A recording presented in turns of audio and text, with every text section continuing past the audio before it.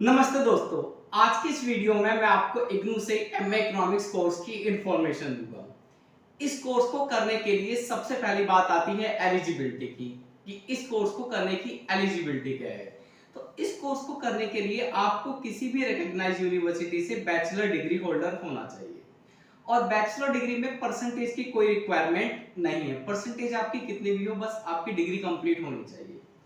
इसके बाद अगर हम लोग बात करते हैं इसके ड्यूरेशन की, तो ये कोर्स 2 साल का होता है। पहले साल की फीस होती है 8,800 रुपए और जो दूसरा साल होता है उसकी फीस भी होती है 8,800 रुपए।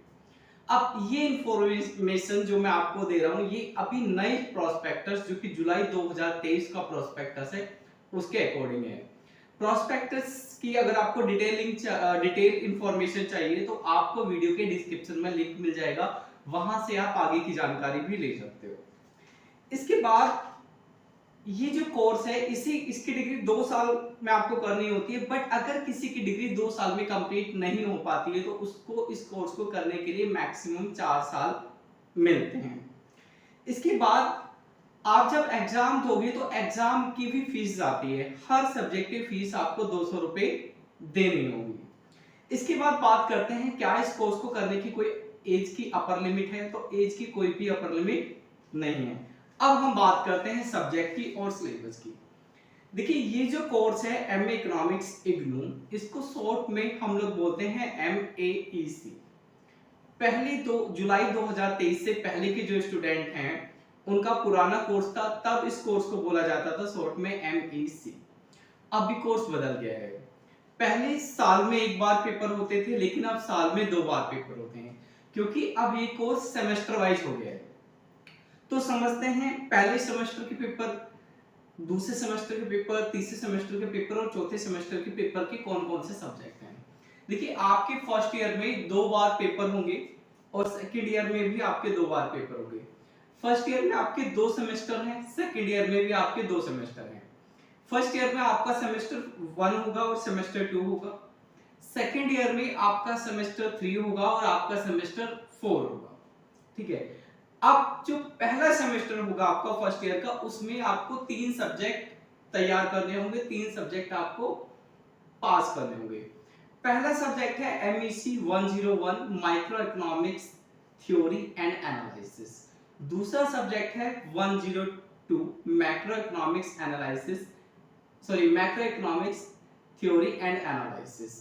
और जो आपका थर्ड सब्जेक्ट है दैट इज 203, इसका नाम है क्वांटिटी मेथड्स। इसके बाद आप ये पेपर देने के बाद सेकेंड सेमेस्टर में आओगे और सेकेंड सेमेस्टर में भी आपके 3 सब्जेक्ट होंगे। तो सेकेंड सेमेस्टर में आपके जो सब्जेक्ट होंगे वो होगा MEC 104 that is economics of growth and development, और दूसरा सब्जेक्ट होगा MEC 109 that is research methods in economics, और उसके बाद नेक्स्ट सब्जेक्ट होगा MEC 205 that is Indian economic policy. इसके बाद आप आ जाओगे सेकेंड ईयर में। अब कई बार स्टूडेंट्स का क्वेश्चन होता है कि अगर सर फर्स्ट सेमेस्टर या सेकंड सेमेस्टर में हमारा कोई पेपर नहीं हुआ तो क्या होगा। देखिए आपका फर्स्ट सेमेस्टर या सेकंड सेमेस्टर, आप इसमें कितने भी पेपर में फेल हो जाओ, किसी वजह से पेपर ना दे पाओ, अगर कोई स्टूडेंट 6 के 6 सब्जेक्ट में फेल हो जाता है, तब भी इग्नू उसको सेकंड ईयर में प्रमोट कर देती है। आपको फिर सेकंड ईयर में एडमिशन लेना है, सेकंड ईयर की फीस देनी है और फर्स्ट ईयर और सेकंड ईयर दोनों के पेपर एक साथ आपको देने होंगे। ठीक है।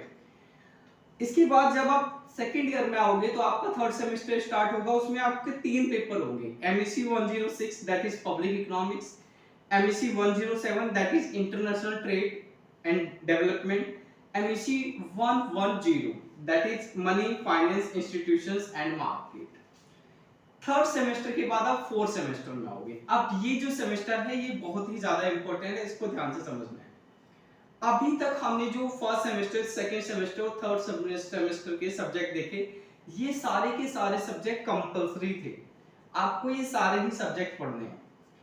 अब फोर्थ सेमेस्टर में जाके क्या होता है, फोर्थ सेमेस्टर में जाके आपको करना है किसी एक ब्रांच में स्पेशलाइजेशन। तो आपको 4 ऑप्शंस दिए जाएंगे, उन 4 एरिया में से आपको एक एरिया चूज करोगे, उसमें आपको स्पेशलाइजेशन करना है। एक और ऑप्शन है, अगर आपको स्पेशलाइजेशन नहीं करना है या फिर आपको ऐसा लगता है ये ग्रुप कोई भी ग्रुप मेरे को समझ में नहीं आ रहा है, ग्रुप में मुश्किल में पेपर है, कुछ आसान है कुछ मुश्किल है। काश ऐसा होता कि मैं इस ग्रुप में से एक पेपर ले लेता, इस ग्रुप में से एक पेपर ले लेता, इस ग्रुप में से एक पेपर ले लेता, तो ऐसा भी पॉसिबल है। आप चाहो तो आपकी मर्जी, आप स्पेशलाइजेशन करो, आप चाहो तो आपकी मर्जी, स्पेशलाइजेशन मत करो। देखिए 4 ग्रुप क्या है। पहला ग्रुप है आपका स्पेशलाइजेशन इन डाटा एनालिटिक्स। इसमें आप देखोगे तो 7 सब्जेक्ट हैं आपकी स्क्रीन पर आपको ये 7 सब्जेक्ट नहीं करने। आपको कितने सब्जेक्ट चूज करने हैं? आपको 4 सेमेस्टर में 20 यानी 20 क्रेडिट्स अचीव करने हैं। आप स्क्रीन पर देखोगे तो जो सबसे लास्ट कॉलम है उसमें लिखे हुए हैं क्रेडिट। तो पहला जो पेपर है उसके 4 क्रेडिट है, 4 क्रेडिट, दूसरे के भी, तीसरे के भी, चौथे के भी, पांचवे के भी, छठे के भी, सातवें के भी।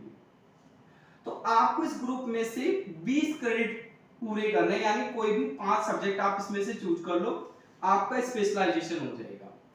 एक ऑप्शन हो रहा है आपके पास ग्रुप बी। ग्रुप बी में अगर आप देखोगे यहाँ पे 4 पेपर हैं और चारों पेपर को के क्रेडिट अगर हम मिलाते हैं तो 20 हैं, यानी अगर आप बी ग्रुप लोगे ना तो 4 सब्जेक्ट है, चारों ही आपको लेने पड़ेंगे और आपका स्पेशलाइजेशन होगा एनर्जी एंड एनवायरमेंटल इकोनॉमिक्स।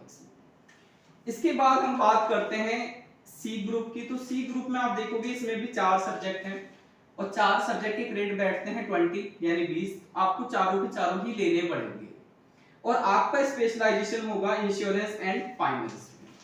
इसके बाद डी ग्रुप है। तो डी ग्रुप में अगर आप देखोगे तो 5 सब्जेक्ट हैं बट आपको पांचों नहीं करने, आपको 20 क्रेडिट अचीव करने हैं। तो आप इनमें से आप देख लीजिएगा किस तरह से आपको 20 क्रेडिट बनाने हैं।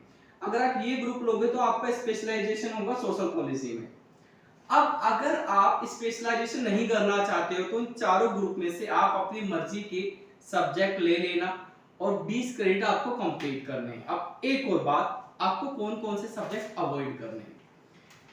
देखिए ग्रुप ए वही स्टूडेंट करे जिसने पहले डाटा साइंटिस्ट का कोर्स कर रखा है। अगर आपने डाटा साइंटिस्ट का कोर्स नहीं कर रखा है तो ये सब्जेक्ट आपको समझ में नहीं आएंगे। क्लियर?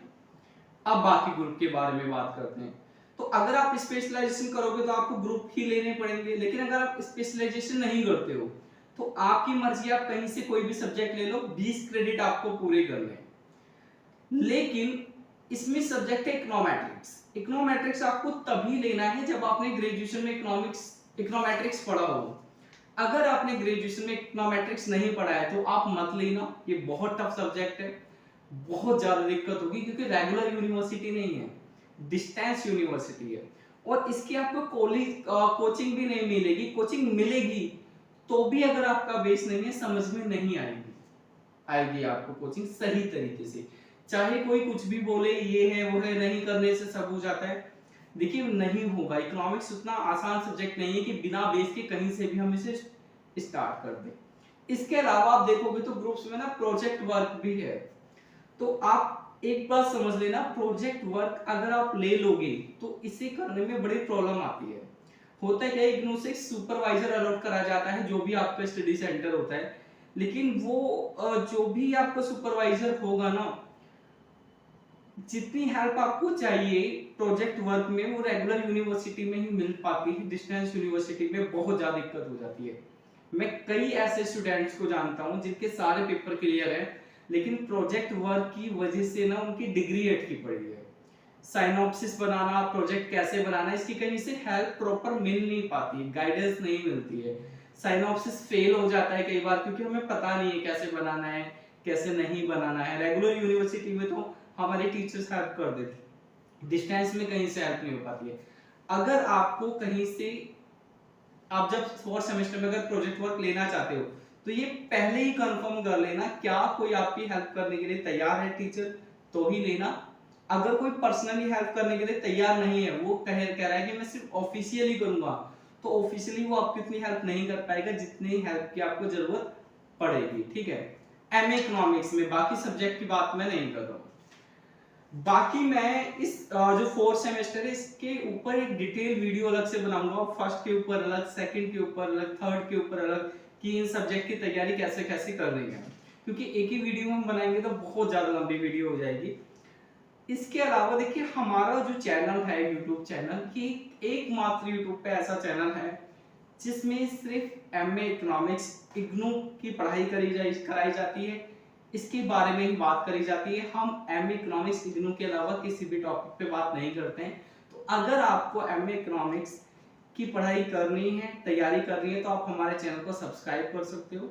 और अगर एमए इकोनॉमिक्स इग्नू के बारे में आपको कोई और इन्फॉर्मेशन लेनी है तो कमेंट सेक्शन में आप मुझे कमेंट कर सकते हो। Good bye, take care.